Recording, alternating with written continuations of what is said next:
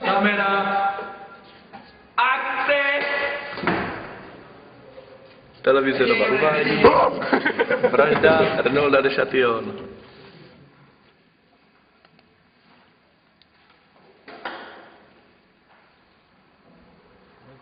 O Bože milosrdný, spas naše duše a nedovol, ať mi ten hříšník přijde pod ruce, nebo bych mu musel udělat něco, co nesouvisí s mojí vírou.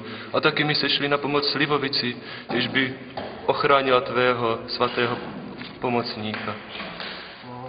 Bože, odpust mi odcizení a následné zohavení těchto dvou překrásných křížů. A odpust mi i další zločiny v tvém chrámu. Ukradnutí toho nádherného kalichu. Odpust. Člověče bezbožný, teď hyn, nechce tvá mrzká duše smaží v pekle. Satan tě jistě potrestá za tvé činy proti farnosti. Tak dokonáno.